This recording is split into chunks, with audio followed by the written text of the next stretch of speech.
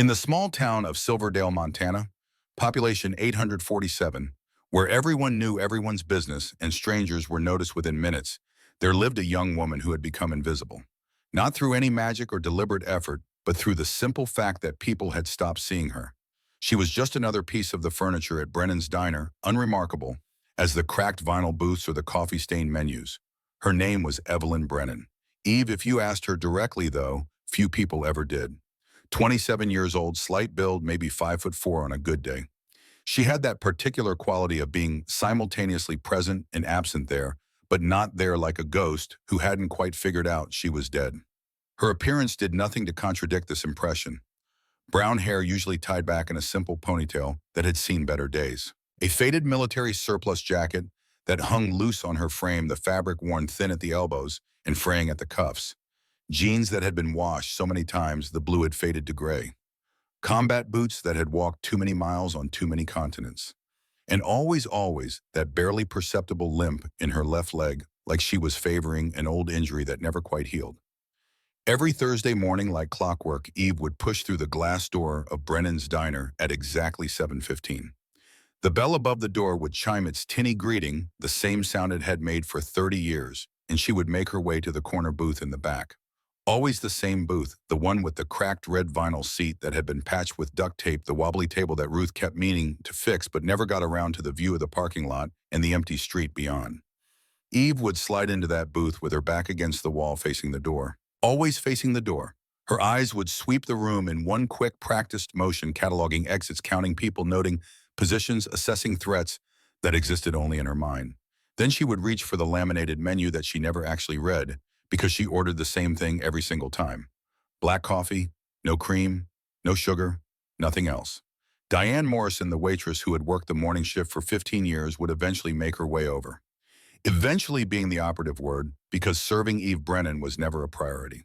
The regulars at the center tables tipped better. The construction crews from the highway project ordered more. The ranchers who came in after checking their cattle were quick and efficient and gone within 20 minutes. And Eve would sit there for 2, sometimes 3 hours, nursing that single cup of coffee and staring out the window at nothing in particular. Or everything. It was hard to tell. On this particular Thursday morning in late September 2024, the air had turned crisp with the promise of an early Montana winter. The mountains in the distance wore fresh caps of snow, gleaming white against the brilliant blue sky that only existed at high altitude. The aspens were turning gold, their leaves trembling in the breeze like coins catching the light. It was the kind of morning that travel magazines used to sell the romantic idea of the American West. Inside Brennan's diner, the smell of frying bacon and burnt coffee filled the air, mixing with the low murmur of conversation and the clatter of dishes being stacked in the kitchen. The breakfast rush was in full swing, such as it was in a town of 847 people. Maybe 30 customers spread across a dozen tables, enough to keep Diane and Ruth busy, but not overwhelmed. Eve sat in her usual spot, hands wrapped around a white ceramic mug that had long since gone cold. She had been there for 45 minutes, and Diane had yet to offer a refill. Not that Eve would ask. She never asked for anything, never complained, never made demands or raised her voice or did anything that might draw attention to herself. She had become very good at being invisible.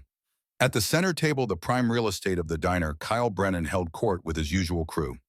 19 years old, all swagger and small-town arrogance, Kyle was the kind of kid who peaked in high school and didn't know it yet. Star quarterback for the Silverdale Eagles, though the season had ended 2 years ago and the glory was fading fast. He worked at his father's auto shop now, spending his evenings drinking beer behind the abandoned gas station and his mornings making everyone else miserable.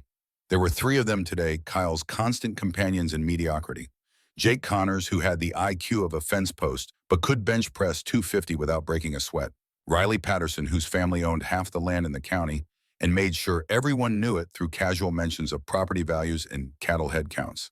And Tommy Walsh, who mostly just laughed at Kyle's jokes because he didn't know what else to do with himself and feared being excluded from the only social circle he had ever known. "Check it out," Kyle said loud enough to carry across the diner.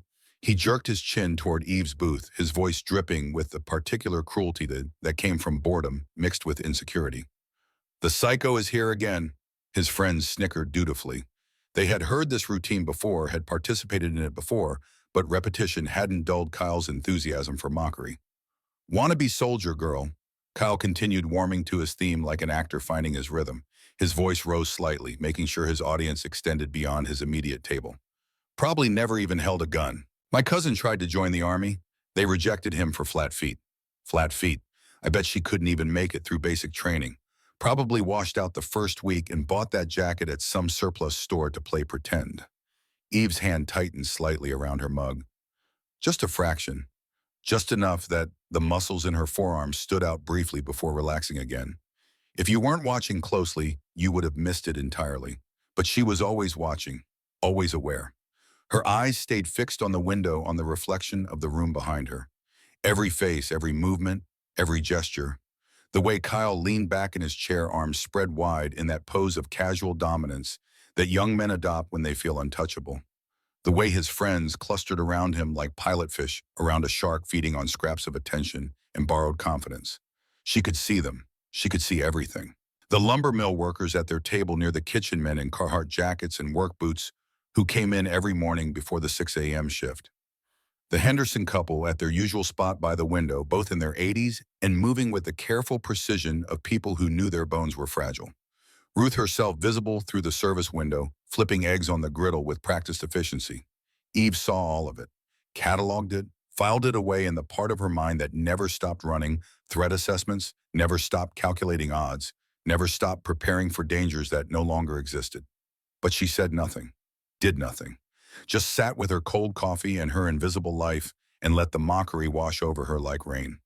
Ruth Hawkins emerged from the kitchen, wiping her hands on her apron. 55 years old, owner of the diner pillar of the community by virtue of longevity rather than accomplishment. She had the kind of face that had once been pretty and was now just tired, worn down by too many early mornings and too many late nights counting receipts that never quite added up the way they should. Lines radiated from the corners of her eyes carved deep by decades of squinting at order tickets and balancing books. Gray streaked through hair, she still dyed the same auburn shade she had worn at 20, a small vanity she couldn't quite abandon, even as everything else about her youth faded into memory. Ruth's gaze fell on Eve's booth, and her mouth tightened into that particular expression of long-suffering patience that restaurant owners reserve for customers who take up space without spending money. She walked over to Diane, who was refilling coffee for the lumber mill workers, and spoke in a voice meant to be low, but carrying just far enough to be overheard. "Has she ordered anything besides coffee?" Diane shook her head, not bothering to lower her own voice. "Just the one cup. Been sitting there almost an hour." Ruth sighed, the sound heavy with implied martyrdom. That booth could seat 4 people. 4 people who might actually order breakfast. Eggs, bacon, pancakes. But instead, we've got her taking up space like she owns the place. It was an old complaint repeated every Thursday with the regularity of a church bell. Eve took up space. Eve didn't spend money. Eve was in the grand economics of a small-town diner operating on razor-thin margins, a problem that Ruth felt compelled to mention but never quite solved. The complication, of course, was blood. Eve was Ruth's second cousin on her mother's side, a fact that tied them together in the complicated web of family obligation that defined small-town life. You couldn't just throw out family, even family you didn't particularly like. Even family that everyone whispered about in that careful way people did when they suspected mental illness, but lacked the vocabulary or courage to name it directly. So Ruth complained but did nothing, and Eve sat in her booth week after week, becoming part of the landscape.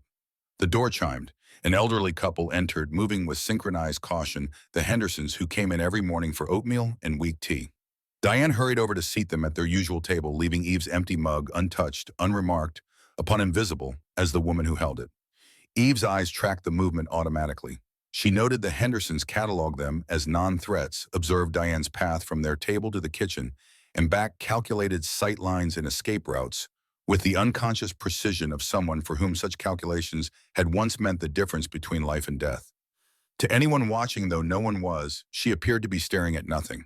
At the parking lot outside, at the faded for sale sign in the window of the old hardware store across the street that had been closed for 5 years, at the empty sky above the mountains. But that wasn't what she was seeing. What she was seeing was sand, endless stretches of it broken only by jagged rocks that offered no shelter in the twisted remains of vegetation that had given up trying to survive in that hostile landscape. The sky bleached white with heat, the air shimmering in waves that made everything look like a mirage, like a dream you couldn't wake from. the weight of the rifle in her hands, 11 pounds of metal and polymer and precision engineering. The scope pressed against her eye socket, the familiar pressure that had worn a permanent callus on her right cheekbone, the stock tight against her shoulder. Her finger resting alongside the trigger guard, waiting for the moment when waiting would end and action would begin. The sound of breathing, not her own. Someone else's. Ragged, desperate, static-filled voices on a radio calling for help that wasn't coming fast enough. Would never come fast enough. Eve's hand trembled against the coffee mug. The liquid inside rippled in tiny concentric circles, miniature waves spreading from the epicenter of her unsteady grip. She pressed her palm flat against the table fingers, splayed wide, focusing on the sensation. Solid, real. The scarred formica surface cool and slightly sticky beneath her skin. She counted to 10 in her head using the breathing technique the VA therapist had taught her during those 3 years of mandatory counseling. 4 counts in, hold for 7, 8 counts out. Grounding technique, they called it. Bringing yourself back to the present and anchoring yourself in reality when memory tried to drag you back to places you couldn't afford to revisit. It helped. Sometimes. Not always. Hey, psycho. Kyle's voice cut through her concentration like a knife through silk. She looked up slowly, carefully arranging her face into an expression of neutral blankness that gave away nothing. He was standing now, having pushed back from his table with enough force to make the chair scrape loudly against the linoleum floor. His friends watched with the bright-eyed anticipation of people about to witness entertainment, their own mediocre lives made temporarily interesting by someone else's humiliation.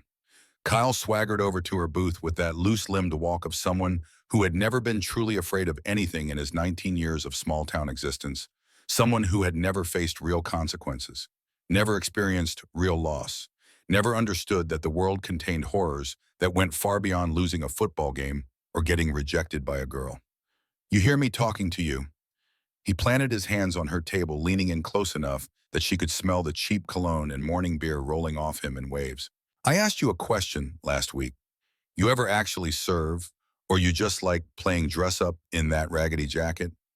Eve looked at him, really looked at him, perhaps for the first time since she had started coming to this diner 8 months ago. He was so young, baby fat still softening his jawline despite all the weight training and protein shakes, eyes blue and clear and utterly empty of anything resembling wisdom or hard-earned knowledge. He thought he was a man because he could grow a patchy beard and bench press his body weight and make girls laugh at his jokes.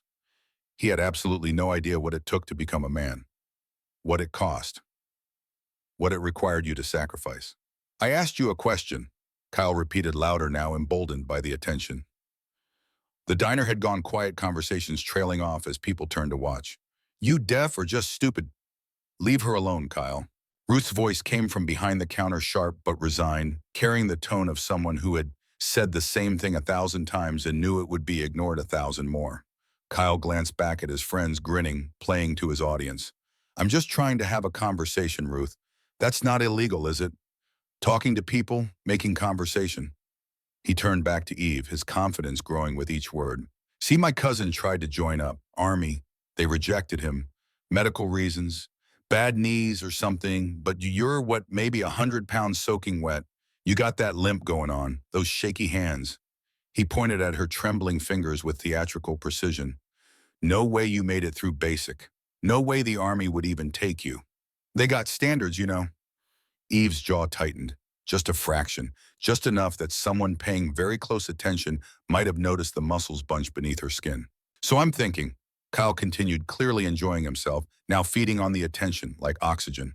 You bought that jacket at some surplus store, playing pretend, probably never even left Montana, never even been on an airplane. Am I right? Am I close? The silence in the diner stretched taut as wire. Everyone waited. Diane had stopped mid-pour, coffee streaming past the cup she was supposed to be filling, pooling on the table in a brown stain that would take scrubbing to remove. The Henderson couple clutched their menus, eyes wide, shocked by the public confrontation in their usually peaceful breakfast routine. Even the lumber mill workers had turned to watch their food growing cold on their plates. Eve moved her hands slowly, deliberately reaching into the inside pocket of her surplus jacket. Kyle tensed, some primitive instinct finally triggering a warning in his brain, his body recognizing a threat his conscious mind refused to acknowledge. But Eve just pulled out a $5 bill, creased and worn, and placed it on the table beside her untouched coffee. She stood up, her movements careful and controlled. Her left leg buckled slightly as she transferred her weight, that limp pronounced as she shifted position. Kyle smirked, vindicated his theory confirmed in his own mind. Eve looked him dead in the eye. Her voice, when it finally came, was quiet, calm. The kind of calm that came from a place beyond fear or anger, from a place where emotions had been burned away by experiences that left only ash and determination. "You should listen to Ruth," she said, each word precisely articulated. "Leave people alone when you don't know their story." She walked past him, moving with that careful gait that accommodated her injury. Kyle called after her, emboldened by what he mistook for retreat, mistook for weakness. "That's what I thought, wannabe poser, go back to whatever hole you crawled out of." His friends erupted in laughter, harsh and cruel. Ruth shook her head, already moving to clear Eve's table to reset it for the customers who would actually spend money. The lumber mill men returned to their breakfast, the brief entertainment over. The Hendersons whispered to each other, probably agreeing that young people today had no respect, no manners, no understanding of how to behave in civilized society. And Evelyn Brennan pushed through the door into the September morning, the bell chiming behind her like a small, sad farewell, walking back into the invisible life she had built from the wreckage of who she used to be. The walk back to her apartment took 6 blocks. 6 blocks through a town that had never quite materialized, that existed in that peculiar state of arrested development that characterized so many small Montana communities. Buildings from the 1950s and 60s that hadn't been updated because there was no money or no point or no one who cared enough to try. Half the storefronts were empty now, their windows painted over or covered with plywood weathering to gray. The hardware store where her grandfather had bought nails and lumber back when the town still believed in its future. The old movie theater with its Art Deco marquee rusting and fading. The dress shop that had closed when Mrs. Patterson died and no one in the younger generation wanted to take over a failing business in a dying town. What remained was purely functional. The post office operating on reduced hours. The grocery store with its flickering fluorescent lights and limited selection. The gas station that served as the town's social hub for lack of better options. The bar, the church, the elementary school that kept threatening to consolidate with the next county over. Everything a town needed to survive, stripped down to bare essentials like a skeleton, with just enough flesh to keep moving, but no real life left in the bones. Eve's apartment was above the old bakery, which hadn't been a bakery in 15 years, but still smelled faintly of yeast and cinnamon when the wind blew right, when memory mixed with imagination and created phantom sense of a past that might never have existed the way people remembered it. She climbed the external stairs, her hand gripping the rail for balance, her left leg protesting each step with a dull, familiar ache that had become the background music of her existence. 16 steps total. She counted them every time the way she counted everything, the way soldiers counted things when counting meant staying alive. The apartment was small, efficiency the landlord called it, though Eve knew that was just a polite word for cramped, for barely habitable, for the kind of space people rented when they had no other options and no real hope of better ones appearing. One room that served as bedroom, living room, and kitchen through the magic of furniture arrangement and lowered expectations. A mattress on the floor in the corner made up with military precision, sheets pulled tight enough to bounce a quarter because some habits died harder than others. A small table with one chair positioned so she could see both the door and the window simultaneously. A hot plate on the counter next to a sink that dripped no matter how many times she tightened the faucet. A mini fridge that hummed too loud and kept her awake on bad nights when sleep was already impossible. And boxes, cardboard moving boxes stacked against the wall, still taped shut even though she had been here for 8 months. She hadn't unpacked because she hadn't decided if she was staying. Every place was temporary. Every town was just a way station. She had been in 6 different cities in the 3 years since she got out, since she signed the papers that turned her from soldier to civilian in the space of a signature. Never more than a year in any one place, usually less. When the nightmares got too bad, when the walls started closing in, when she woke up at 3 a.m. with her heart hammering and the taste of sand and copper in her mouth, she would pack up those boxes and move on. Find another anonymous town, another efficiency apartment, another diner where she could sit in the corner and be invisible and pretend that this was living. Eve unlocked the door. 3 locks, top, middle, bottom. Then she checked the window. Locked. The bathroom window. Locked. Only then did she allow herself to breathe, to let her shoulders drop from the defensive hunch they had maintained since leaving the diner. She crossed to the counter and poured herself a glass of water from the tap, drinking it standing up, staring at the wall. And that's when she saw it. A package, brown paper wrapping thick and substantial. Sitting on the floor just inside the door, pushed through the mail slot she never used because she never got mail. Never gave anyone this address, never stayed anywhere long enough to establish the kind of connections that resulted in correspondence. Her heart rate spiked immediately, adrenaline flooding her system with the old familiar rush. Fight or flight, threat assessment. Her hand went automatically to her waistband where a weapon would have been. Where a weapon used to be back when carrying weapons was part of the job description. But she was a civilian now. She didn't carry. She had promised her therapist she wouldn't carry.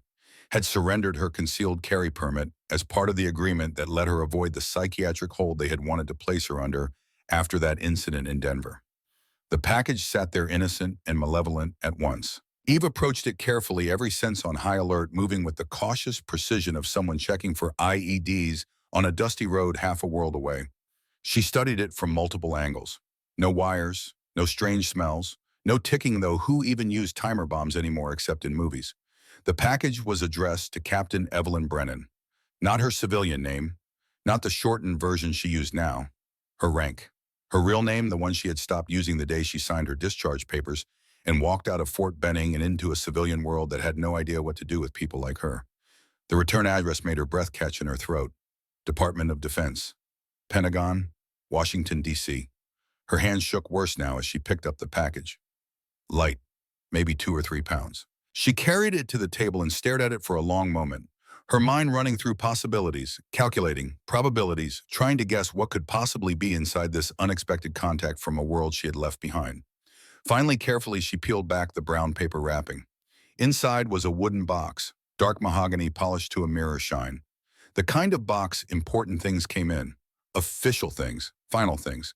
She knew what it was before she opened it, but she opened it anyway, the way you look at an accident even when you know you shouldn't.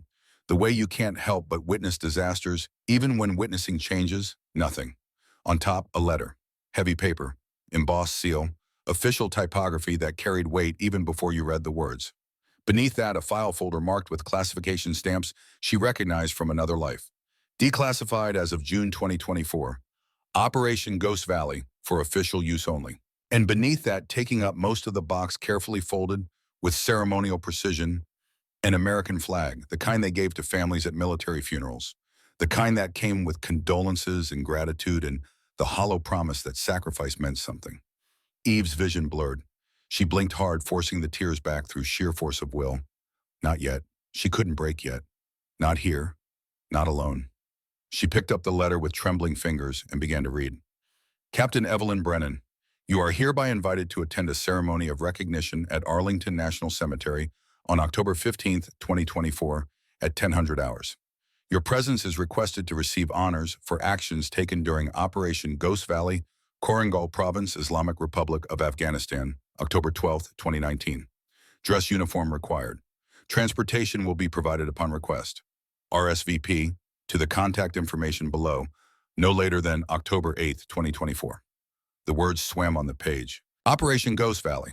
They had given it a name, made it official, turned 6 hours of hell into a neat little designation that could be filed away in government archives and forgotten by everyone except the people who had lived through it, the people who had survived it, and the one who hadn't. She put the letter down and opened the file folder with hands that wouldn't stop shaking no matter how hard she tried to control them. The first page was a mission summary, dry clinical language describing what had happened that day in terms so sanitized they bore almost no relationship to the reality she remembered. Ambush, 15 personnel surrounded, enemy forces estimated at 120 plus. Request for air support denied due to risk assessment. Orders issued to fall back and accept losses. Orders she had refused. She flipped to the next page and saw photographs. Satellite imagery of the valley. Grainy black and white, but she recognized it instantly, could have drawn it from memory, even 5 years later. The narrow canyon with its steep walls offering no escape. The cluster of rocks where they had tried to make their stand inadequate, cover against overwhelming force.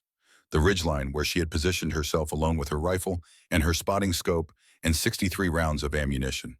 The next page listed casualties. Killed in action, Corporal Daniel Christopher Hayes. Age 19, Milwaukee, Wisconsin. Next of kin, Colonel Marcus Dalton, Father Sarah Dalton, mother. Just one name, just one death. 14 lived and one died, and she carried the weight of that single death like an anchor dragging her down into darkness. Eve closed the file, put it back in the box, closed the lid with a soft click that sounded final. Then she walked to the window, pulled the blinds back just enough to see the alley below, and stood there for a long time, staring at nothing, seeing everything. The sun moved across the sky. Shadows lengthened. The town of Silverdale went about its business below, oblivious to the woman standing at a window above them, wrestling with ghosts and guilt and the terrible mathematics of survival. 3 hours later, just as the sun was beginning to set and paint the alley in shades of orange and gold that were almost beautiful, a knock came at her door. Eve froze. She never had visitors. No one in Silverdale even knew where she lived, not really. She was just the strange woman from the diner, the one who kept to herself and asked for nothing and gave even less. The voice was male, older, familiar in a way that made her chest tighten with recognition she didn't want to acknowledge. I know you're in there. I can hear you breathing. Open up. She crossed to the door, slowly checked the peephole with the paranoia that had become second nature. Saw a face she hadn't seen in 2 years, though she had known this moment would come eventually. Had been dreading it and hoping for it in equal measure. She undid the locks one by one. Top, middle, bottom. Opened the door. Colonel Marcus Dalton stood in her doorway, dressed in civilian clothes that didn't quite disguise what he was. Jeans and a flannel shirt. Work boots scuffed with honest dirt. Looking for all the world like just another Montana retiree, except for the way he stood, the posture that never quite left, no matter how many years removed from active duty. 68 years old now. Lines carved deep around his eyes. Gray hair cut military short. Shoulders still straight despite the weight of years and loss. Sir, Eve said automatically, the old habits reasserting themselves. None of that? He stepped inside without being invited the way senior officers did, assuming welcome because rank had always granted access. Not anymore. We're both civilians now, Evelyn. Both on the outside. She closed the door behind him. Locked it. All 3 locks. He noticed but didn't comment, understanding perhaps better than anyone why locked doors mattered, why security measures were necessary, especially when the threats were mostly in your own mind. You got the package, he said, his eyes going to the mahogany box on the table. Not a question, a statement of fact. I'm not going, Eve said flatly. I can't, I won't. I didn't come here to convince you to go. He moved to the window, looked out at the alley, at the dumpsters behind the Chinese restaurant, at the narrow slice of sky visible between buildings. I live 30 miles from here, little ranch outside town. Bought it with my pension after I retired. 20 acres. Raise a few horses, grow some vegetables. It's peaceful. He turned to face her and she saw something in his expression she couldn't quite name. Sadness maybe, or understanding, or the particular exhaustion that came from carrying grief for too long. I've been here a year, he continued. You showed up 8 months ago, moved into this apartment above the old bakery.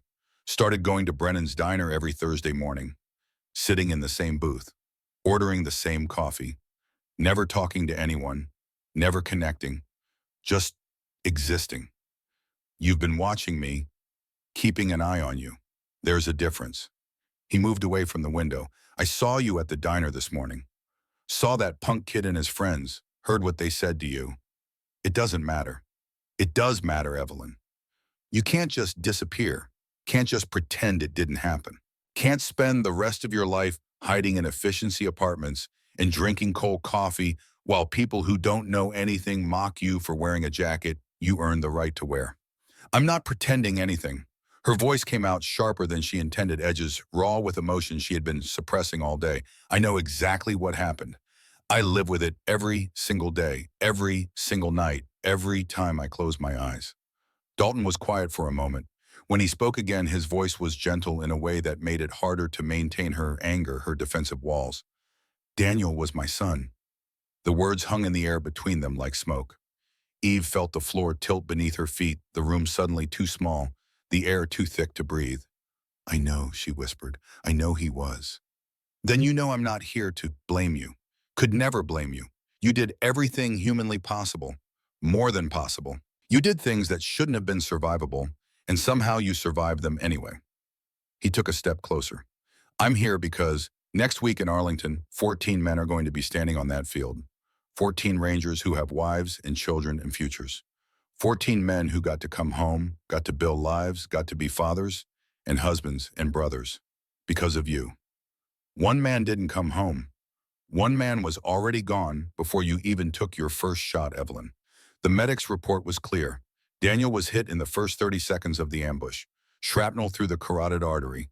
He bled out in under a minute. There was nothing you could have done. Nothing anyone could have done. I should have seen them coming. Should have spotted the ambush before it happened. Should have what? Had supernatural powers, X-ray vision. They were using underground positions. Thermal camouflage. Technology specifically designed to defeat our surveillance capabilities. Even satellite imagery didn't pick them up until after the shooting started. His voice hardened slightly. You couldn't have known. But you could have run. Command told you to run, ordered you to save yourself, and you stayed. Eve couldn't speak. Her throat had closed up, words trapped behind a wall of emotion she couldn't scale. They want to give you the Medal of Honor, Dalton said quietly, the highest recognition this country can bestow. The president himself will present it. And you're hiding in this apartment, letting life pass you by, letting people who know nothing about sacrifice or service treat you like you're broken. I am broken. No. He moved closer, close enough that she could see the tears gathering in his eyes, this man who had lost his only son and somehow managed to keep functioning. You're wounded. There's a difference. Broken things can't be fixed. Wounded things can heal. If you let them. He pulled a photograph from his pocket and held it out. Eve took it with trembling hands. Daniel Hayes in his Ranger's uniform, young and proud and so alive it hurt to look at him. Smiling that smile full of hope and confidence and the invincible certainty of youth that believed death was something that happened to other people. He talked about you, Dalton said. Called home a week before the mission.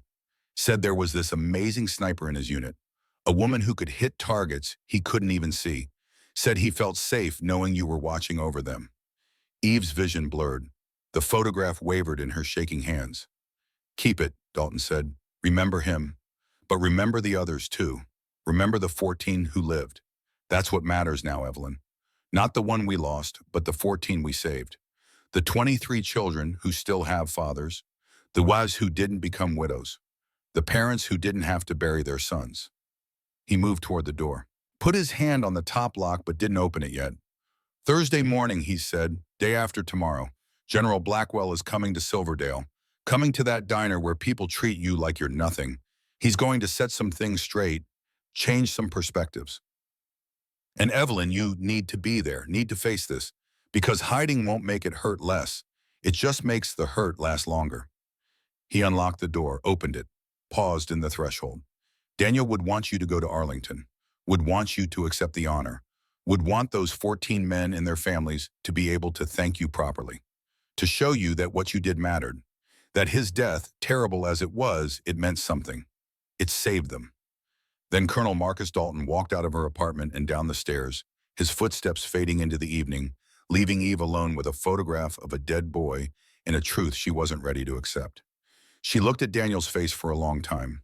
Then she placed the photograph carefully in the mahogany box next to the folded flag and the declassified file and the invitation to face a past she had been running from for 5 years. She didn't sleep that night. Lay on her mattress, staring at the ceiling, listening to the sounds of Silverdale settling into darkness around her. Cars passing on the street below. A dog barking in the distance. The wind picking up as temperature dropped, whistling through cracks in the old building's weather stripping. And in her mind, playing on endless repeat, the valley, the heat, the weight of the rifle, the scope pressed against her face, the sound of Daniel's voice on the radio in those last seconds before it all went wrong. Ghost, you copy, we're in position. Starting setup now. Copy that. I have eyes on you. All clear. Roger. Hey, Ghost. Thanks for having our backs out here. Always. That was the last thing she had said to him. Always. A promise she hadn't been able to keep. Thursday morning arrived with low clouds and the smell of rain on the wind. Eve woke at 0500, her internal clock still set to military time. No matter how many years had passed, no matter how hard she tried to reset it to civilian rhythms. She told herself she wasn't going to the diner. Told herself she would stay here in her apartment, safe behind her 3 locks and her carefully maintained invisibility. But at 0645, she was pulling on her jeans. At 0700, she was locking her door behind her. And at 0715, She was pushing through the door of Brennan's diner, the bell chiming its familiar greeting, announcing her arrival to a room full of people who still didn't see her. The usual crowd was there. The lumber mill workers at their table near the kitchen, already halfway through breakfast, talking about timber prices and equipment maintenance. The Henderson couple in their spot by the window moving slowly through oatmeal and weak tea. Diane behind the counter looking harried before the morning had really begun. Ruth in the kitchen visible through the service window, the eternal choreography of eggs and bacon and hash browns. And at the center table, Kyle and his crew already on their second round of coffee and whatever passed for breakfast in their world of extended adolescence and shrinking opportunities. Eve walked to her usual booth, sat down, placed her hands on the table, faced the door. She didn't have to wait long. At exactly 07:30, she heard it, the distinctive rumble of a heavy engine, the kind that didn't belong in Silverdale, that announced importance and authority and a world beyond the boundaries of this dying Montana town. She looked out the window and felt her breath catch in her throat. A black SUV, government plates clearly visible even from this distance, pulling up to the curb directly in front of the diner with the confidence of someone who had every right to park wherever they pleased. The engine cut off, the driver's door opened, and General Theodore Blackwell stepped out into the Montana morning, wearing his full-dress uniform, 4 silver stars gleaming on his shoulders, his chest covered in ribbons and medals that represented a career of service and sacrifice and leadership in the hardest places on earth. The diner went silent. Every conversation stopped mid-sentence. Every fork froze mid-bite. Every breath held. Blackwell walked to the diner door with measured steps, pulled it open. The bell chimed, that familiar sound suddenly carrying weight it had never possessed before. And Evelyn Brennan, sitting in her corner booth with her cold coffee and her invisible life and her carefully constructed anonymity, felt the walls she had built around herself begin to crumble as her past walked through the door in dress blues and 4 stars and absolute undeniable truth. The general stood in the doorway of Brennan's diner like a figure from another world. 6'2", ramrod straight, his uniform immaculate, despite the 6-hour drive from wherever he had come from. His face was weathered, the kind of weathering that came from years in the sun and wind of foreign battlefields. 52 years old, but his eyes held the weight of decades beyond that. Those eyes scanned the diner with the practiced efficiency of a man trained to assess threats and calculate odds in the space of a heartbeat. They passed over the lumber mill workers frozen with forks halfway to their mouths, over the Hendersons clutching each other's hands like children afraid of the dark, over Ruth, who had emerged from the kitchen with a spatula still in her hand, her mouth hanging open, over Kyle and his friends who had gone pale and silent, their earlier bravado evaporating like morning mist. And then those eyes found Eve. General Blackwell's expression shifted. The professional assessment gave way to something deeper: recognition, respect, and something that might have been relief. He moved through the diner with measured steps, his boots striking the linoleum floor with sharp, precise clicks that echoed in the silence. He passed Kyle's table without a glance, past the counter where Diane stood paralyzed, past everything and everyone, until he reached the corner booth where Evelyn Brennan sat with her hands wrapped around a coffee mug and her eyes locked on his face. He stopped precisely 2 feet from her table, came to attention with a precision that made the movement look almost ceremonial. And then in a gesture that made everyone in the diner gasp, General Theodore Blackwell raised his right hand in a perfect salute. "Captain Evelyn Brennan," he said, his voice carrying across the silent room. "Ma'am." Eve stared at him. Her face had gone white. Her hands trembled so badly that coffee slopped over the rim of her mug, pooling on the scarred Formica table. "Sir," she managed, "you don't have to do that." "Yes," Blackwell said, still holding the salute. "I do." The moment stretched. Eve slowly, reluctantly raised her own hand to return the salute. Her fingers weren't steady, but she managed it. The muscle memory was still there, buried under years of trying to forget. Blackwell lowered his hand. He gestured to the bench seat across from her. "May I?" Eve nodded, not trusting her voice. He sat down with the careful precision of a man aware that every eye in the room was on him. He placed his officer's cap on the table beside him. Then he reached into his jacket and withdrew a small wooden box, identical to the one in Eve's apartment, though this one was darker, the wood almost black. He placed it on the table between them. "What are you doing here?" Eve's voice was barely above a whisper. "I came to see you, to talk to you, and to give you something that you've earned but refused to accept." Behind the counter, Diane finally found her voice. Can I get you anything, sir?" Blackwell glanced at her. "Coffee would be fine, Black, thank you." Diane scurried to pour out her hands, shaking so badly that she nearly dropped the pot. She brought the cup over, set it down with a clatter, and retreated like she had just served royalty. Blackwell took a sip, his eyes never leaving Eve's face. You look terrible. Thank you, sir. When's the last time you slept through the night? Eve didn't answer.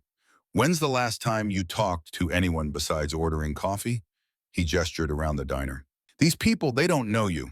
They look right through you. That kid over there, he nodded toward Kyle, who had shrunk down in his seat.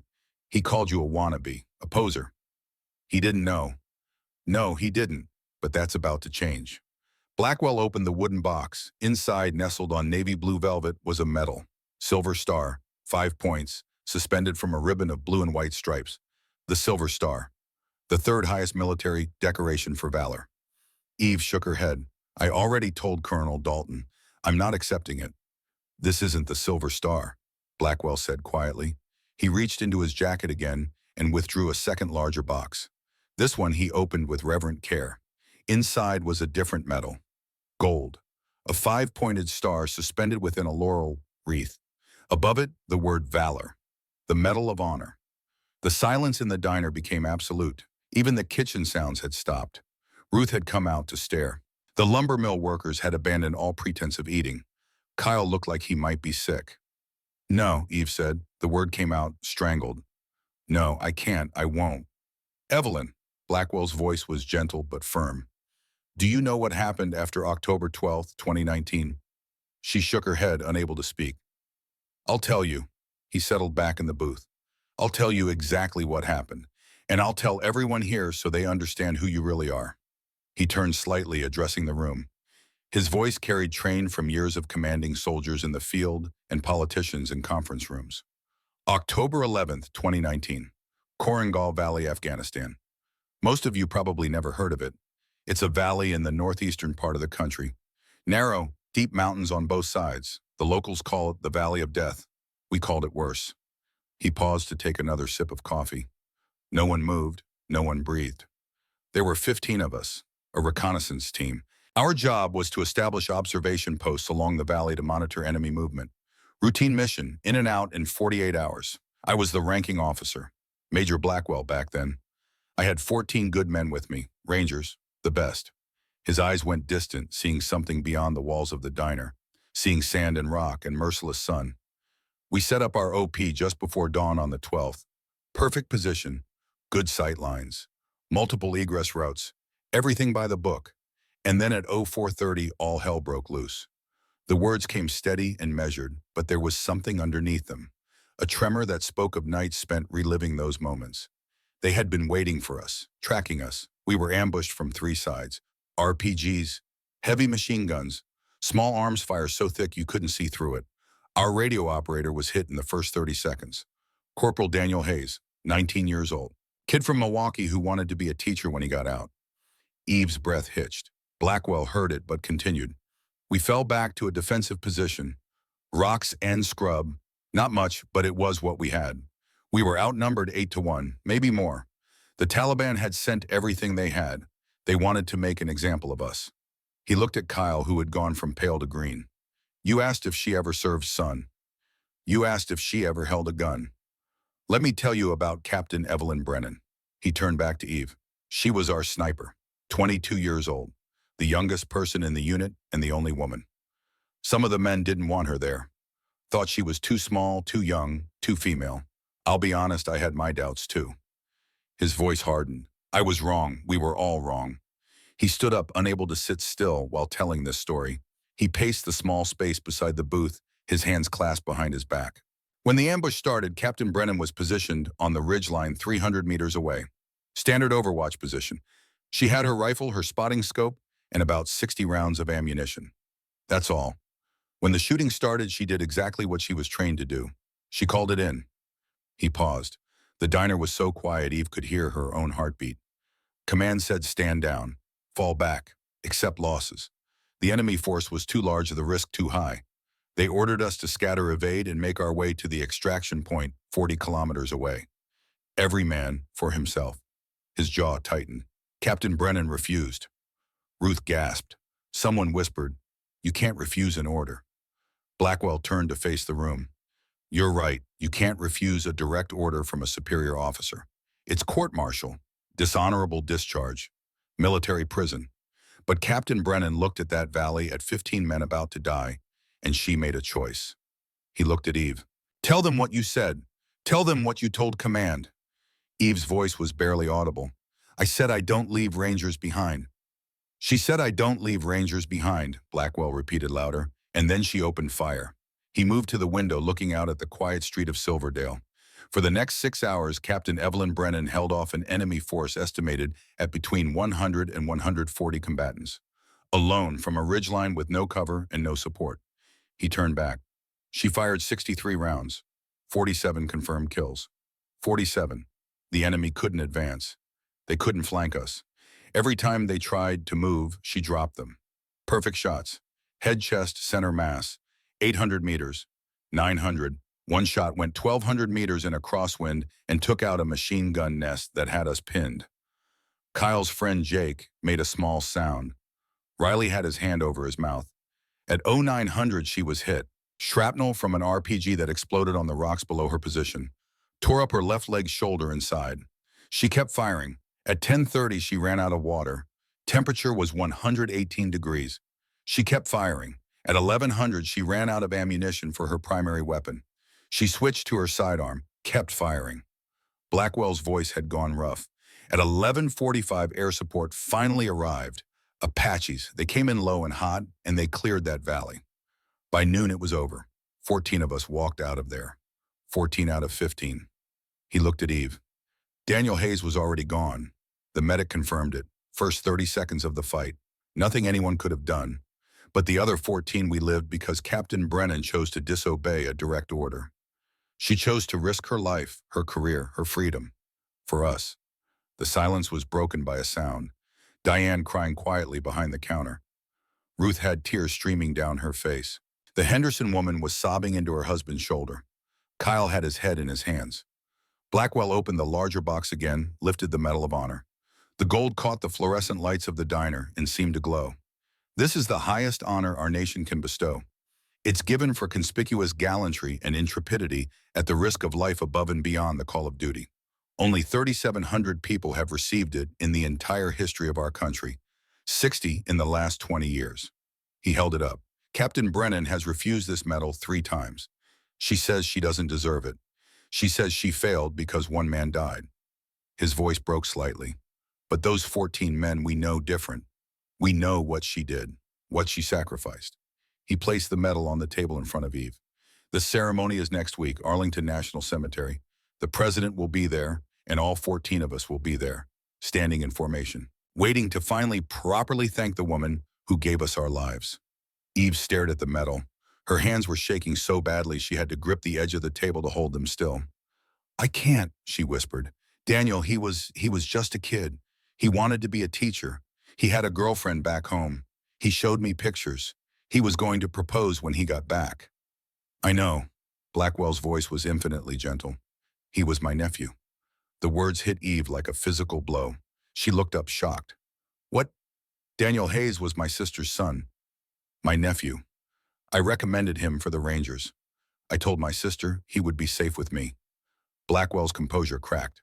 I was wrong. He sat back down across from Eve, and for the first time she saw past the uniform and the stars to the man underneath, a man who carried his own scars, his own nightmares. I blamed myself for 2 years, he said quietly. I was the commanding officer. I chose the position. I made the call to establish the OP there. It was my decision that put us in that valley. My decision that got Daniel killed. It wasn't your fault, Eve said automatically. No, it wasn't. It was war. It was bad intelligence and bad luck and the random chaos that gets good people killed for no reason at all. Just like Daniel's death wasn't your fault. You couldn't have saved him. But you saved everyone else. And Evelyn, you have to let yourself accept that. He reached across the table and took her hand. His grip was firm, warm, solid. My sister Daniel's mother, she wants to meet you. She wants to thank you for saving the rest of us, for making sure her son's death meant something, that he died trying to do something good. Eve's vision blurred. The tears she had been holding back for 5 years for all the therapy sessions and medication and sleepless nights finally broke through. I hear him, she choked out, every night, calling for help. And I can't get there fast enough. I'm never fast enough. I know, Blackwell squeezed her hand. We all hear them, the ones we couldn't save. But Evelyn, you saved 14. 14 men went home to their families. 14 sets of parents didn't have to bury their sons. 14 wives didn't become widows. 23 children still have their fathers. He paused. One of those children is named Evelyn. Staff Sergeant Jake Williams, he was in that valley. He named his daughter after you. She's 4 years old now. She wants to meet the woman whose name she carries. Eve covered her face with her hands. Sobs shook her shoulders. Around the diner, people were crying openly. Ruth had come around the counter and was standing beside the booth, her hand on Eve's shoulder. Diane brought over a box of tissues, set it on the table, and then did something she had never done before. She refilled Eve's coffee without being asked. Blackwell waited. He had learned patience in his years of service, learned that some things couldn't be rushed. Some wounds needed time to bleed before they could heal. Finally, Eve lowered her hands. Her face was blotchy and wet, but her eyes were clearer than they had been in years. I'll go, she whispered. What was that? I'll go, louder this time. I'll accept the medal. I'll meet them. I'll trade it be. She looked at the Medal of Honor on the table. I don't feel like I deserve it. I don't think I ever will. But if it matters to them, if it helps them, then I'll do it. Blackwell smiled. It transformed his face, made him look younger, less burdened. Thank you. He stood up, preparing to leave. But before he could, a sound broke the silence. The scrape of a chair. Kyle had stood up. His face was the color of old snow. His hands trembled as he walked across the diner past his friends, who stared at him in confusion, past the other customers, until he stood in front of Eve's booth. Ma'am, he said, his voice cracked. I'm so sorry. I didn't know. I had no idea. The things I said, I was a complete asshole, and I'm so sorry. Eve looked up at him, this boy with his whole life ahead of him. This child who had never seen war, never felt real fear, never had to make a choice between his life and someone else's. You didn't know, she said quietly. How could you? That's no excuse. Tears were running down his face. You were sitting here every week, and we treated you like garbage, called you names, laughed at you, and you saved 14 lives. You're a hero, a real hero, and I'm just some punk kid who doesn't know anything. Blackwell watched this exchange with interest. Then he spoke. Son, what's your name? Kyle, sir. Kyle Brennan.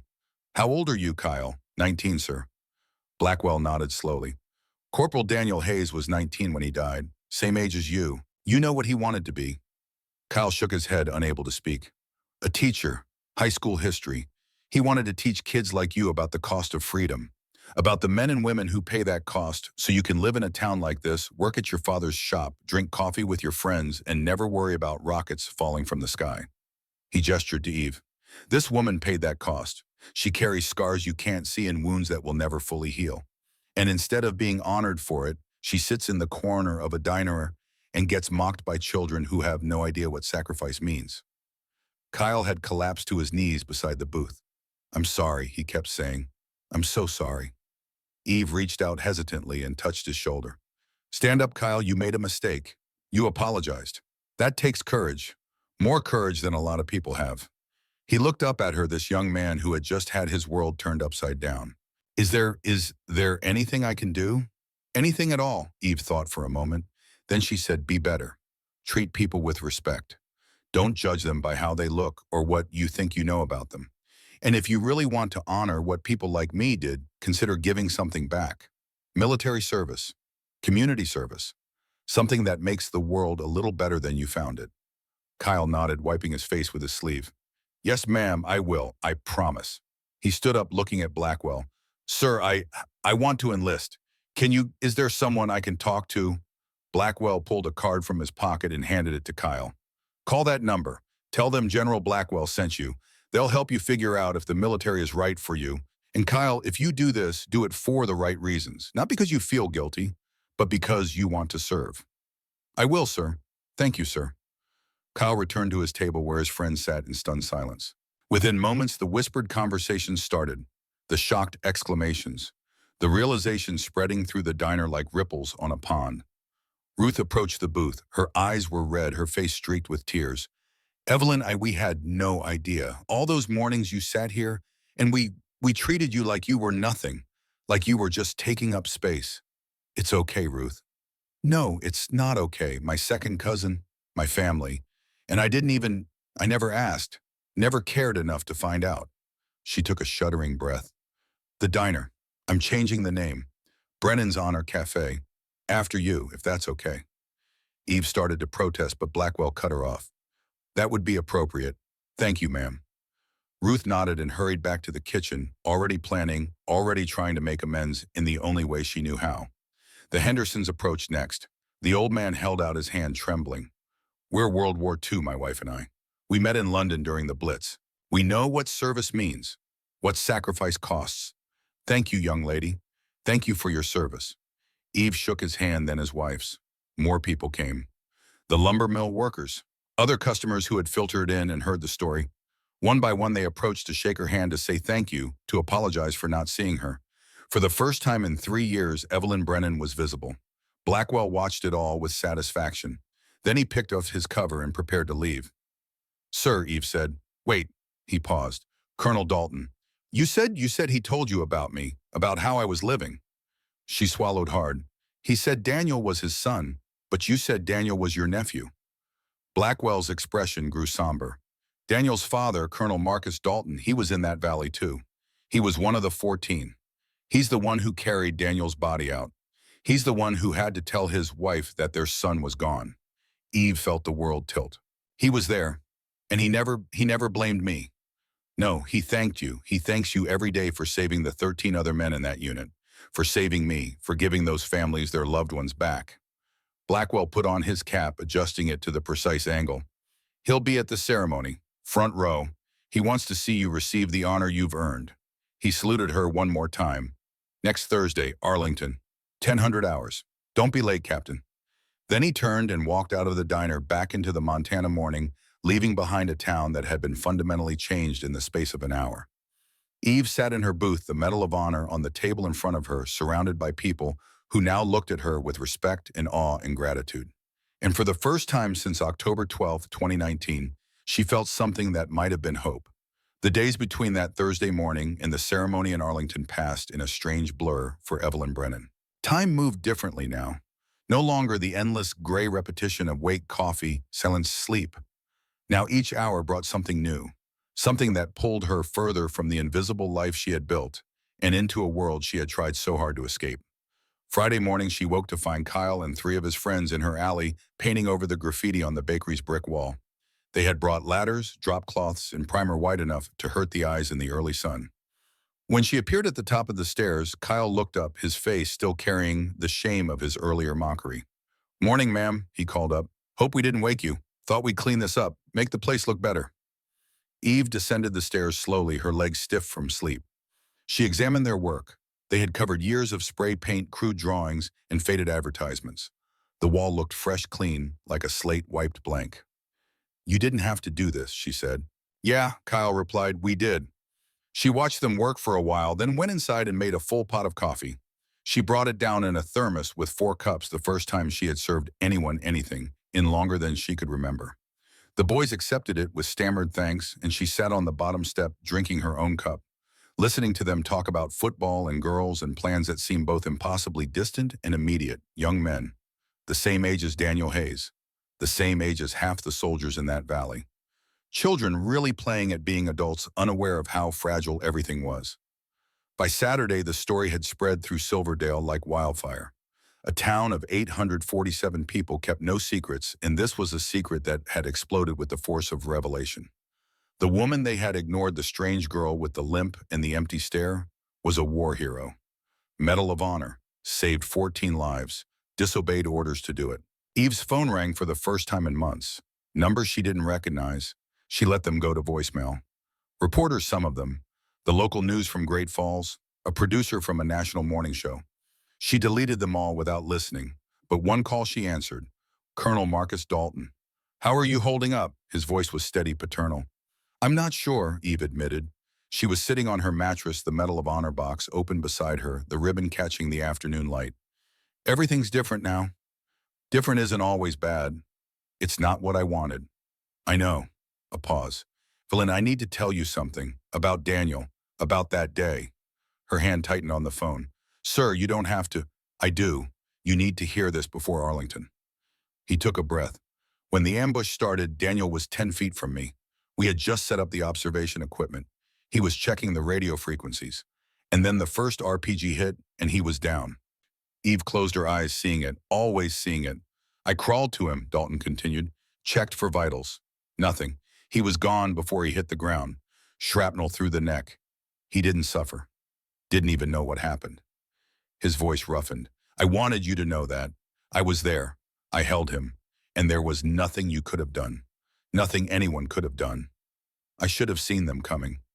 Should have spotted the ambush. They were using caves, underground positions, thermal camouflage. Even satellite imagery didn't pick them up until after the shooting started.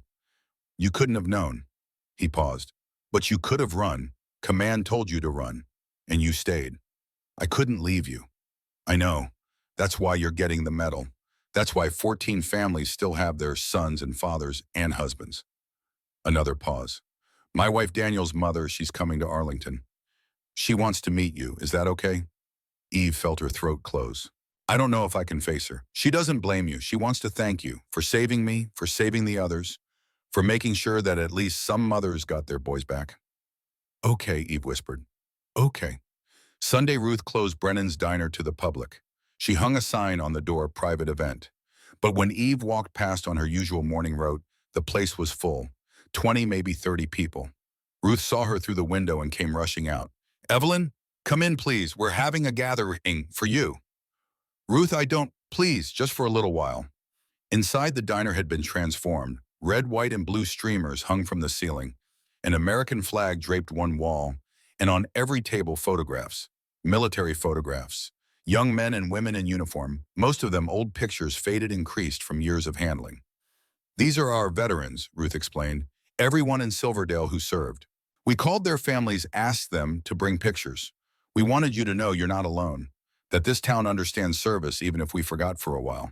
Eve moved through the diner in a daze. World War II veterans, their faces young and serious in black and white. Korea, Vietnam, Desert Storm, Iraq, Afghanistan. Generations of service, of sacrifice, all displayed here in this small town diner that smelled of coffee and bacon and memory. An old woman approached, stooped with age, her hands knotted with arthritis. My husband, she said, pointing to a photograph of a young man in a Marine uniform. Pacific Theater, Guadalcanal. He came home, but he never really left that jungle. Used to wake up screaming. Couldn't stand loud noises. Doctors didn't have a name for it back then. PTSD, Eve said quietly. That's what they call it now. Back then, we just called it battle fatigue, shell shock. The old woman touched Eve's arm. He lived with it for 47 years, until the day he died. But you know what helped him? Talking to other veterans, men who understood, who had been there. She squeezed Eve's arm. You don't have to carry it alone, dear. More people came forward. More stories. A son lost in Vietnam, a daughter serving in the Navy, a grandson deployed to Syria. The threads of service that ran through this small town like veins of gold through rock, precious and often hidden. Diane brought Eve a plate of food, real food, not just coffee, eggs and bacon and toast and hash browns. On the house, she said, always. Eve ate surrounded by strangers who were no longer quite so strange, who looked at her now and saw not an oddity, but a reflection of their own sacrifices, their own losses, their own pride in service. Monday brought a delivery, a suit, tailored professional, delivered from a store in Great Falls that Eve had never been to. The card read, for Arlington. You can't wear a surplus jacket to meet the president. Wear this with pride. It was signed by 24 names. The town had pooled money, bought her clothes fit for a ceremony. Eve tried on the navy blue suit in her tiny bathroom. It fit perfectly. Someone had gotten her measurements, probably Ruth, probably from that one time years ago when Eve had bought a dress for a funeral she never attended. She looked at herself in the mirror and barely recognized the woman staring back. Professional, put together, almost normal. She thought about wearing it to the ceremony and felt panic rise in her throat. Tuesday, Colonel Dalton appeared at her door again. This time he brought a duffel bag. Your dress, blues, he said. I had them pulled from storage, cleaned, pressed, updated, with your current ribbons and rank. He set the bag on her table. You served as a captain. You should wear the uniform. Eve unzipped the bag slowly. The smell hit her first. That particular scent of military wool and starch and something indefinable that meant service. She pulled out the jacket, dark blue, almost black, the brass buttons gleaming, the captain's bars on the shoulders, and on the chest ribbons, purple heart with oak leaf cluster, bronze star, Army Commendation Medal, combat action badge, expert marksmanship badge, and a gap, a space where the Medal of Honor would go. I can't wear this, she said. Why not? Because I'm not that person anymore. I got out. I'm a civilian. Dalton sat down at her small table. Evelyn, you can take off the uniform. You can get discharge papers. You can move to a small mound in Montana and try to disappear. But you'll always be a soldier. It's in your bones, in the way you sit facing the door, the way you catalog threats, the way you move through the world with situational awareness that civilians don't have. He gestured to the uniform. This is who you are. Own it. She ran her fingers over the ribbons. I'm afraid. Of what? Of going back, of remembering, of being that person again. She looked at him. What if I can't handle it? What if I get up there in front of all those people and I just break? Then you break, and we'll be there to catch you. All 14 of us. We're not letting you fall, Evelyn. Not after you kept us from falling. Wednesday, Eve didn't go to the diner. She stayed in her apartment packing. Not much to pack. She had never accumulated much. A few changes of clothes, toiletries. The boxes against the wall remained taped shut, their contents still mysterious even to her. She picked up the Medal of Honor still in its box, held it up to the light. Such a small thing to carry such weight. Gold and ribbon and meaning compressed into an object that fit in the palm of her hand. Her phone buzzed, a text from a number she didn't recognize. Then she saw the signature. General Blackwell, flight details attached. Car picking you up at 600 tomorrow. Dress blues. You're not facing this alone. 14 of us will be on that stage with you. See you in Arlington, Captain. She read it 3 times. Then she opened her duffel bag and carefully packed her dress blues, making sure every crease was perfect, every button aligned.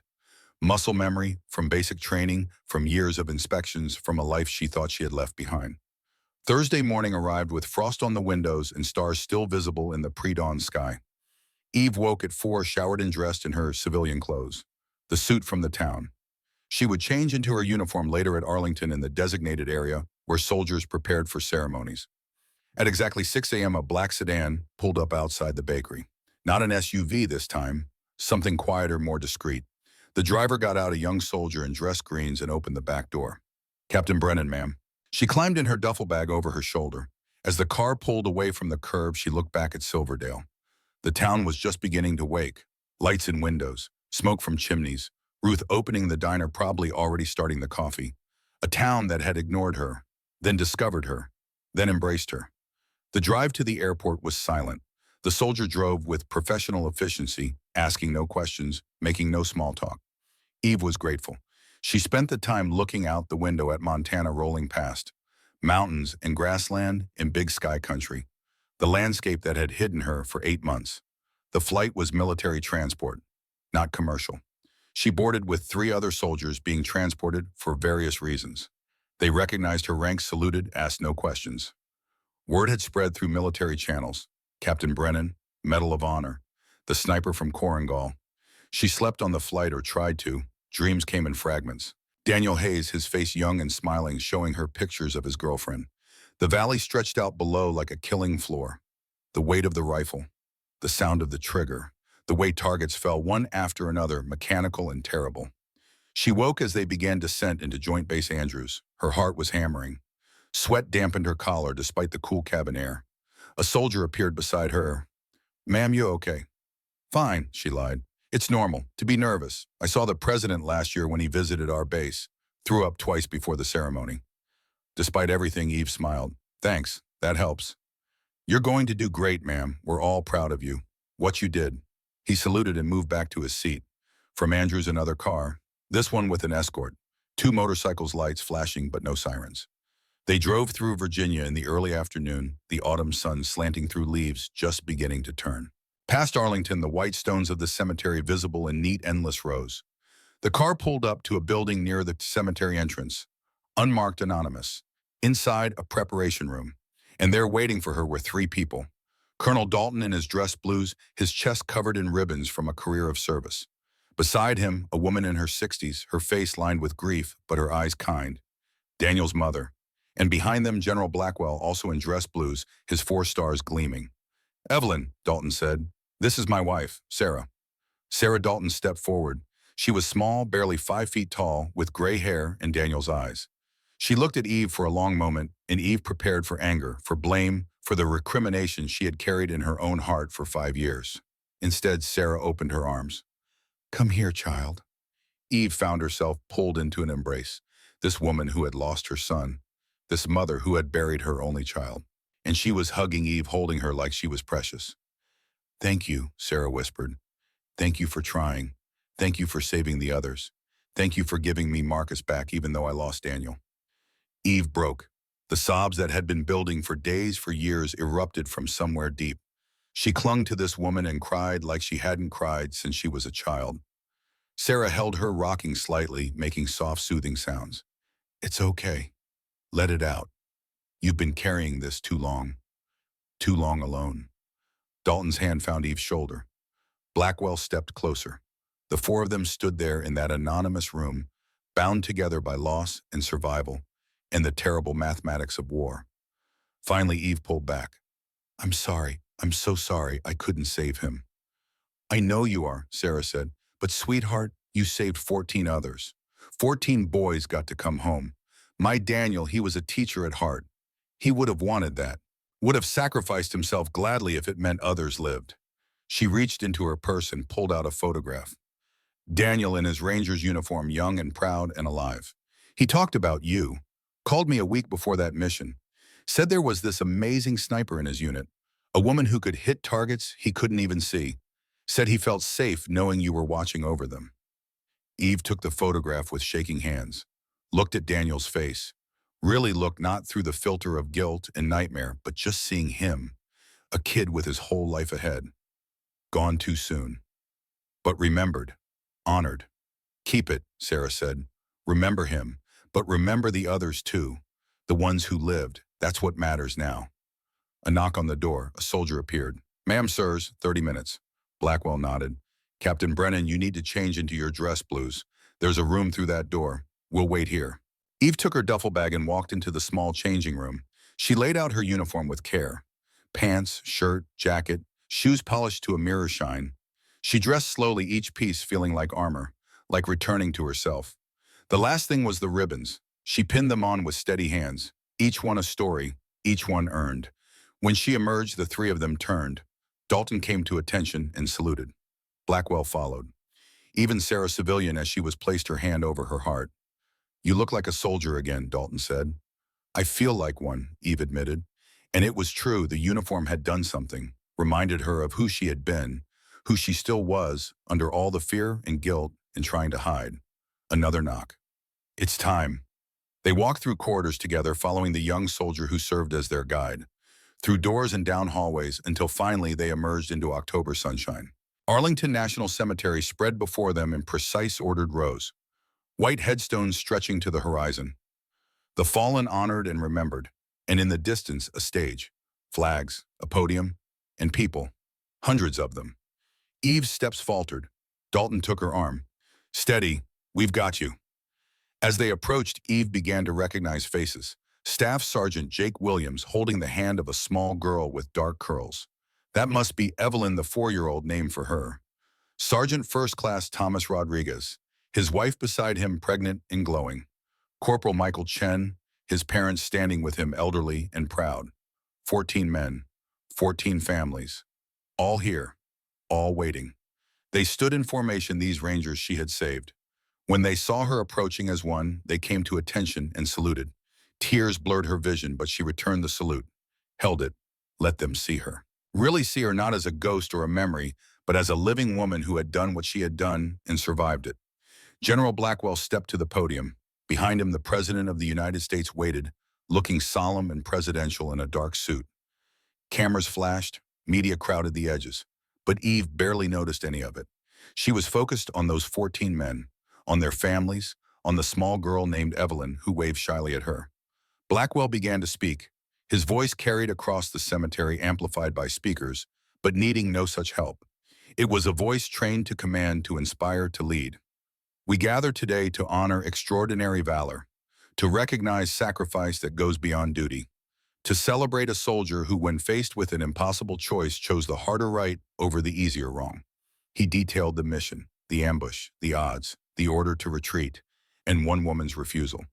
Captain Evelyn Brennan fired 63 rounds over 6 hours. 47 confirmed kills.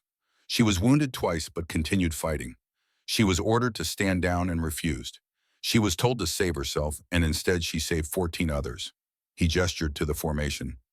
These men, these rangers, these husbands and fathers and sons. They stand here today because one woman decided that orders mattered less than lives. The president stepped forward, in his hands a velvet case. He opened it to reveal the Medal of Honor, the gold star gleaming in the afternoon sun. Captain Evelyn Brennan, the president said, for conspicuous gallantry and intrepidity at the risk of life above and beyond the call of duty, it is my honor to present you with the Medal of Honor. Eve stepped forward. Her legs shook, her hands trembled. But she stood straight, shoulders back, chin up. A soldier receiving recognition for doing what soldiers do, for protecting her brothers in arms, for refusing to leave anyone behind. The president placed the medal around her neck. The ribbon settled against her uniform. The weight was nothing, a few ounces, but it felt like the world. The nation thanks you, Captain Brennan. He saluted her. The President of the United States saluting a young woman from Montana who had simply done her job. She returned the salute, held it, then stepped back. The formation of Rangers broke. They rushed forward, 14 men surrounding her, hugging her, thanking her, crying and laughing, and lifting her off the ground in their joy. You saved my life, Rodriguez said. You gave me my future. Williams added, his daughter on his shoulders. You brought me home to my wife. Chen said, his mother weeping beside him. One by one they spoke. 14 voices. 14 stories of what happened after that valley. Marriages and children and careers and lives lived because one woman had refused to give up.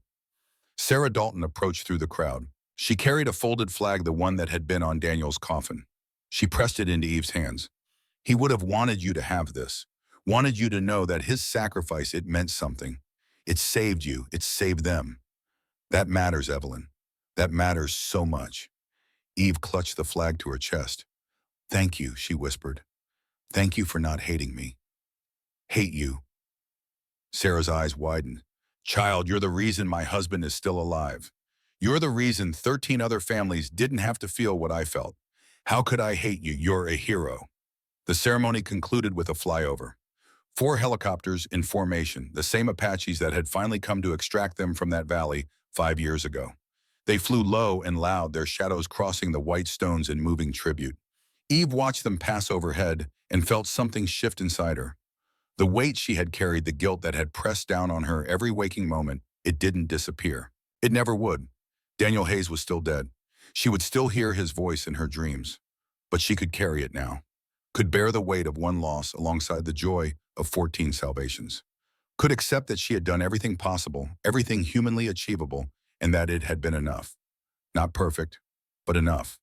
The reception afterward was held in a building near the cemetery, food and drinks and conversation that flowed easier than Eve had expected. The families wanted to meet her, wanted to introduce their children, their grandchildren, wanted to show her the lives that continued because of her choice. She held babies, shook hands, accepted thanks with grace that surprised even herself. Kyle called her phone. She answered, stepping outside into the cool evening. Ma'am, I just wanted to say I saw it on the news, the ceremony. You looked amazing, like a real soldier, which I guess you are. Are. He stumbled over words. Anyway, I went to the recruiter today. I'm enlisting. Army, I want to be like you. Kyle, Eve said gently, don't be like me. Be better. Serve because you want to serve, not because you feel you have to. I want to, really. And ma'am, the whole town watched. Everyone in Silverdale. Ruth set up a TV in the diner and the whole town came. We all watched you get that medal. And we're proud, real proud. After he hung up, Eve stood in the gathering dark watching the sun set over Arlington. Thousands of white stones glowing pink in the dying light. The honored dead. The ones who gave everything. She wasn't one of them. She had survived. And maybe finally she could learn to live with that. Inside, Dalton found her. There's someone else who wants to meet you. He led her to a quiet corner where an elderly man sat in a wheelchair, his chest covered in medals from wars fought generations ago. World War II ribbons, Korea, a lifetime of service. Captain Brennan, the old soldier said.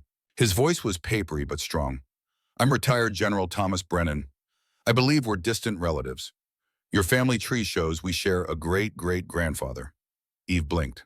Sir, I wanted to meet the young woman carrying our family name into this new generation of warriors. Wanted to tell you that we're proud, that you've honored the uniform and the name. He reached out a trembling hand. Welcome to the long line of Brennans who have served this nation. She took his hand carefully. This connection to a past she hadn't known existed, a legacy she hadn't realized she was part of. The reception wound down as evening turned to night. Families departed promising to stay in touch to build connections that would last beyond this single day. The 14 Rangers gathered one last time, forming up around Eve. We meet every year, William said. October 12th, anniversary of the Valley. We get together, remember Daniel, celebrate being alive. This year we want you there. I don't know if I can, Eve started. You can, Blackwell said firmly. You will, because you're not alone anymore. You're part of this, part of us. The ghost of Korengal Valley. Our guardian angel. He smiled. And our friend.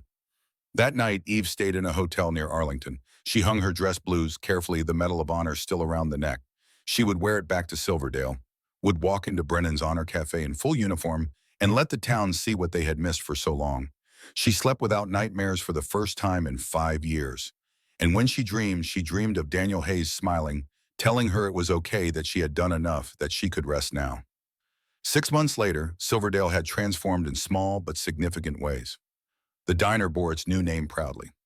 Ruth had commissioned a painting Eve in her dress blues that hung behind the counter where everyone could see it. Thursdays brought veterans from 3 counties gathering to drink coffee and share stories and remember what service meant. Eve ran a program now, Ranger's Legacy she called it, teaching young people about leadership, about service, about the cost of freedom. Kyle was her first student, preparing to ship out to basic training in the spring. 15 others had joined, eager to learn from the woman who had become Silverdale's most famous resident. She still sat in her corner booth on Thursday mornings, still drank black coffee, still faced the door. But now people joined her. Diane brought refills without asking. Ruth sat with her between rush periods. The lumber mill workers invited her to their table, though she usually declined, preferring her quiet corner. But she wasn't invisible anymore, wasn't ignored. Every person who entered that diner knew her name, her story, her sacrifice. The nightmares hadn't stopped completely. She still woke sometimes at 3 a.m., heart racing, Daniel's voice in her ears.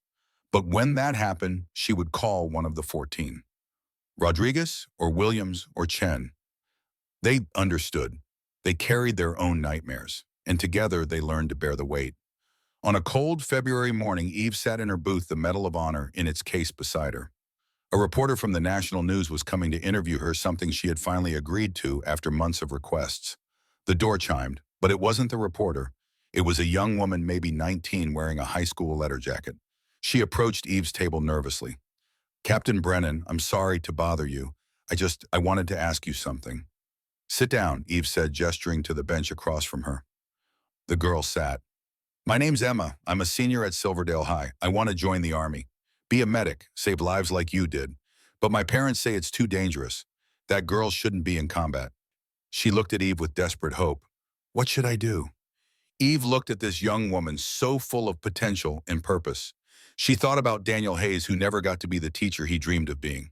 About the 14 men who did get to live their dreams because someone refused to give up on them. Tell your parents that service isn't about gender. It's about character, about being willing to sacrifice for something bigger than yourself. Eve reached across the table and took Emma's hand. If you want to serve, if you truly want to save lives and make a difference, then you should serve. But go into it with your eyes open. Know that it will cost you, will change you, will leave scars that never fully heal. She paused. But it will also show you what you're capable of, what humanity is capable of when pushed to its limits. And you'll find family in the most unexpected places. Brothers and sisters who will have your back for the rest of your life. Emma's eyes shone. Will you help me, train me, teach me what I need to know? Eve smiled, the first genuine smile in longer than she could remember. Yes, Ranger's Legacy meets Tuesday and Thursday evenings. Come to the first session. We'll see if you have what it takes. The girl left with a promise to be there, her steps lighter, her future stone suddenly full of possibility. Diane brought fresh coffee. You're building something here, something important. I'm just trying to give back, to make sure that what happened in that valley, what Daniel and the others went through, it means something. It does, Ruth said, emerging from the kitchen. You've changed this town, Evelyn. Made us better. Made us remember what matters. The reporter arrived an hour later. Eve told her story again, the words coming easier now, less laden with guilt, and more balanced with acceptance. She talked about Daniel Hayes making sure his name was remembered, talked about the 14 who survived, talked about the cost of service and the importance of supporting those who wear the uniform. When the interview concluded and the camera crew packed up, Eve sat alone in her booth again, but not really alone. Never alone again. She looked at the Medal of Honor in its case. Such a small thing to represent such enormous sacrifice. But maybe that was the point. That the biggest moments, the most important choices, they came down to simple decisions. Stay or run, fight or flee, save yourself or save others. She had made her choice. And she would make it again, would make it 1,000 times over, even knowing the cost. Because some things were worth the price. Some people were worth saving. And some warriors, they didn't wear capes or seek glory. They just showed up, did their job, refused to quit, and that in the end was enough. Outside Brennan's Honor Cafe, Montana stretched wide and beautiful under a winter sky. Inside, a hero sat drinking coffee, no longer invisible, no longer lost. Just a soldier, a teacher, a guardian. Living proof that sometimes the quietest people carry the loudest stories. And that true courage isn't the absence of fear. It's refusing to let fear make the choice for you.